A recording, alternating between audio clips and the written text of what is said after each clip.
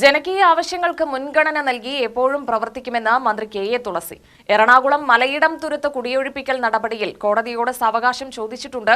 കോടതിയിൽ നിന്ന് അനുകൂല തീരുമാനമുണ്ടായില്ലെങ്കിൽ ആളുകളെ പുനരധിവസിപ്പിക്കും. 10 വർഷം അധികാരത്തിലിരുന്നിട്ട് ഒന്നും ചെയ്യാത്ത ഇടതുപക്ഷം തെറ്റിദ്ധാരണ പരത്തുകയാണെന്നും മന്ത്രി ആരോപിച്ചു. പാലക്കാട് UDF നൽകിയ സ്വീകരണത്തിന് ശേഷം സംസാരിക്കുകയായിരുന്നു മന്ത്രി.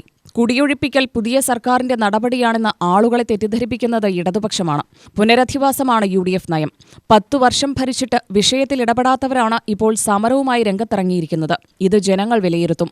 അത് സർക്കാർ വന്ന് അധികാരമേറ്റ ഉടനെ ജനദ്രോഹപരമായിട്ടുള്ള ഒരു നടപടി എടുക്കുകയാണ് എന്നുള്ള തരത്തിൽ പല കോണുകളിൽ നിന്നും അഭിപ്രായം വരുന്നുണ്ട്.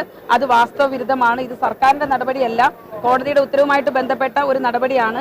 അത് സർക്കാരിന് അടിയന്തരമായിട്ട് ചെയ്യാനുള്ള എല്ലാ കാര്യങ്ങളും ചെയ്തിട്ടുണ്ട്. പോലീസിന്റെ ജനങ്ങളോടുള്ള ആ പെരുമാറ്റം അത് അടിയന്തരമായിട്ട് സർക്കാർ ഇടപെട്ട് ആഭ്യന്തര വകുപ്പും സർക്കാരും ഇടപെട്ട് അത് നിർത്തിവെക്കുകയുണ്ടായി. പിന്നീട് കോടതിയിലേക്കാണ് പോയത് സാവകാശം ചോദിച്ചുകൊണ്ട്. അപ്പോൾ അതെല്ലാം വിജയകരമായിട്ട് പൂർത്തീകരിച്ചിരിക്കുകയാണ്. ഇന്നലെ 2 റൗണ്ട് ചർച്ചകൾ, ഒന്ന് തിരുവനന്തപുരത്ത് എൻ്റെ ഓഫീസിൽ വെച്ചും രണ്ടാമത്തേത് എറണാകുളം കളക്ടറേറ്റിൽ വെച്ചും ഇതിന് പ്രയാസം അനുഭവിക്കുന്ന ആളുകളുമായിട്ട് ചർച്ച നടത്തുകയുണ്ടായി. വീണ്ടും കൂടിയാലോചന നടത്തി അതിന് വേണ്ട സത്വരമായിട്ടുള്ള നടപടികൾ എടുക്കും. വകുപ്പിന് ചെയ്യാനുള്ളത് ഇതാണ്. കോടതി ഉത്തരവ് വളരെ ദൃഢമായിട്ട് നിലനിൽക്കുകയാണ് എങ്കിൽ നമുക്ക് ഒരു തരത്തിലും മുന്നോട്ട് പോകാൻ കഴിയാത്തൊരു സാഹചര്യം നമ്മുടെ മുന്നിൽ വരികയാണെങ്കിൽ തീർച്ചയായിട്ടും ആ ആളുകളെ ഏറ്റവും അടിയന്തരമായിട്ട് പുനരധിവസിപ്പിക്കുന്നതിന് വേണ്ടിയിട്ടുള്ള നടപടികൾ സ്വീകരിക്കും. അത് പക്ഷേ ഏതെങ്കിലും തരത്തിൽ ഏകപക്ഷീയമായിട്ടുള്ള നടപടി ആയിരിക്കില്ല. അവിടുത്തെ ആളുകളുമായിട്ട് സംസാരിച്ച് അവരുമായിട്ട് കൂടിയാലോചിച്ച് മാത്രമേ ഗവൺമെന്റ് ഏതെങ്കിലും തരത്തിലുള്ള ഒരു നടപടികളിലേക്ക് പോവുകയുള്ളൂ. കഴിഞ്ഞ 10 വർഷമായി സംസ്ഥാനം ഭരിക്കുന്നത് ഇടതുമുന്നണി സർക്കാരാണ്.